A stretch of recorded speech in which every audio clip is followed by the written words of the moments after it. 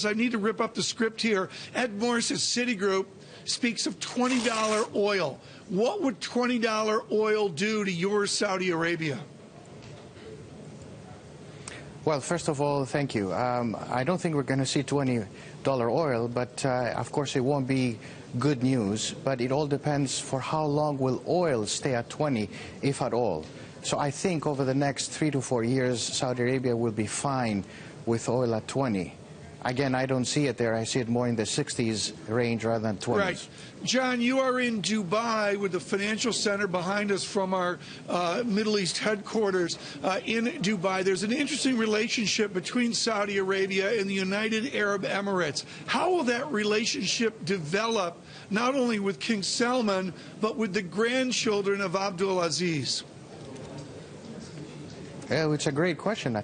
There is a historic relationship between the two countries. The UAE and Saudi Arabia have worked together, especially after the Arab Spring, to help, for instance, Egypt, to help Bahrain, to give a lot of assistance to these countries. More than $25 billion has been given to Egypt over the last few years, and $10 billion committed to Bahrain and another 10 to Oman. So they have important relations, these two countries.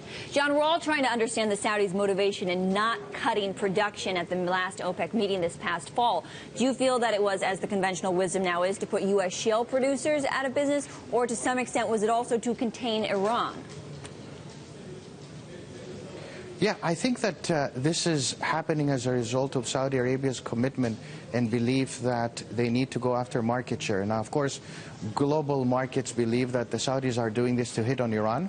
And I would remind people that during the Iran-Iraq war, oil went down substantially within 3 years, from 85 to 88, and the Iranians kept on fighting Iraq. And what made Iran sign an agreement was the use of chemical weapons by Saddam Hussein. So I don't think this is the right strategy, nor do I think that Saudi is doing it in order to force Iran or even Russia to comply and make them be part of a happier family. John, we have a question for you from Jason Trennert. He's here with strategic research here in the studio with us. Sir, I would just ask you, who do you think is the marginal producer now? Who's the swing producer? Is it the U.S. or is it Saudi Arabia? I think the marginal producer continues to be Saudi Arabia because they have the extra capacity. Of course, nobody talks about the ability of Saudi Arabia to have 2 or 2.5 million barrels of extra capacity. Definitely, it is still Saudi Arabia, but the U.S. is very important, no doubt. And I think the floor in oil prices is now at $45. It's not going to be 20. So we've seen the 45, the marginal producer still being Saudi Arabia. Remember that for Saudi, the cost of production is in the single dollar digit. So if there is a concern, Saudi Arabia can still see oil at much lower prices and still make money. John, what about what is going on domestically in Saudi Arabia? There are these multi-billion-dollar mega cities going up in the desert. I have a friend who's an architect at Harvard who's actually working on one of them. If oil stays at $50 a barrel, are they going to be forced to scrap some of these enormous spending projects? What are the prospects for economic reform?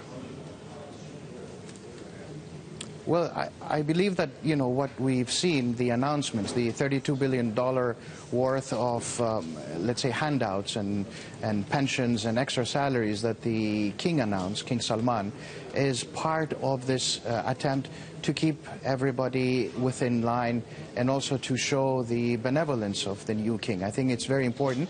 And Saudi Arabia has done it in the past. Remember when King Abdullah became king in 2005, he increased public sector salaries by 15%. So this is not new, but of course the amount is quite substantial. John, there's long been talk of Saudi Arabia rebalancing its economy away from oil and into other sectors. Was that always window dressing, or will that still happen? Well, you know, this is an ongoing attempt. Saudi Arabia needs to continue to diversify. Unfortunately, diversification is difficult. Saudi Arabia still relies on oil. 90% of oil exports come from oil.